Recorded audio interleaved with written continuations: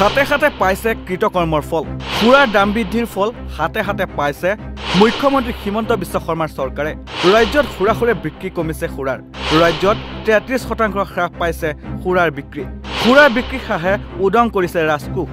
ৰাজহৰ মূল উৎস সুৰাৰ বিক্ৰী হ্ৰাসত চিন্তিত হৈছে হিমন্ত বিশ্ব শৰ্মাৰ চৰকাৰ সুৰাৰ দাম বঢ়াই এতিয়া বিপদত পৰা হিমন্তৰ চৰকাৰে মেঘালয় চৰকাৰকো সুৰাৰ দাম বৃদ্ধিৰ বাবে দিছে হেঁচা সুৰাৰ দাম বঢ়াই এতিয়া বিপদত পৰিছে মুখ্যমন্ত্ৰী হিমন্ত বিশ্ব শৰ্মাৰ চৰকাৰ কিয়নো সুৰাৰ দাম বৃদ্ধিৰ পিছতে এতিয়া ৰাজ্যত সুৰাখুৰে কমিছে বিলাতী সুৰাৰ বিক্ৰী পূৰ্বৰ তুলনাত অসমত 33% হ্ৰাস পাইছে সুৰাৰ বিক্ৰী সুৰাৰ দাম বৃদ্ধিয়ে ৰাজহ সংগ্ৰহ বৃদ্ধি কৰিবলৈ গৈ এতিয়া চিন্তিত হৈছে ডক্টৰ হিমন্ত বিশ্ব শৰ্মাৰ নেতৃত্বাধীন চৰকাৰখন কাৰণ মদ বিক্ৰীৰ অভাৱনীয়ভাৱে হ্ৰাসে সম্প্ৰতি চৰকাৰৰ ৰাজহ সংগ্ৰহ হ্ৰাস কৰিছে উল্লেখযোগ্য যে অসম চৰকাৰে সুৰা বিক্ৰীৰ জৰিয়তে নিয়মীয়াকৈ বুজন পৰিমাণৰ ৰাজহ সংগ্ৰহ কৰি আহিছে ৰাজ্যখনৰ বিত্তীয় অৱস্থা বহু পৰিমাণে সুৰাৰ জৰিয়তে সংগৃহীত ৰাজহৰ ওপৰতে নিৰ্ভৰ কৰে আৰু ৰাজ্য চৰকাৰৰ ৰাজহ আহৰণৰ অন্যতম মূল উৎস হ'ল বিলাতী সুৰা এনে প্ৰেক্ষাপটতে শেহতীয়াকৈ বিজেপি মিত্ৰজোঁট চৰকাৰে অধিক ৰাজহ আহৰণৰ উদ্দেশ্যে বিলাতী সুৰাৰ দাম অভাৱনীয়ভাৱে বৃদ্ধি কৰে যাৰ ফল এতিয়া ভুগিছে হিমন্ত বিশ্ব শৰ্মাৰ চৰকাৰখনে ইফালে সুৰাৰ বৃদ্ধি হ্ৰাস পোৱাত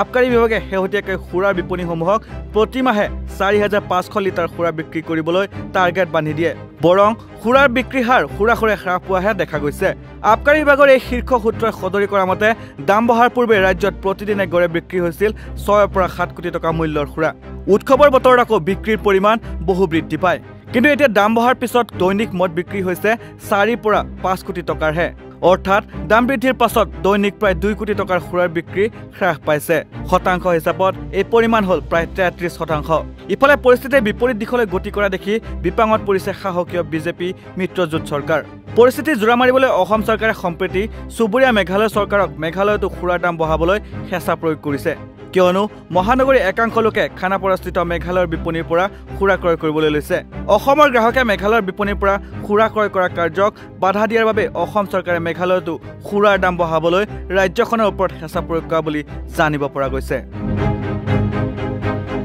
news desk report north east নাও।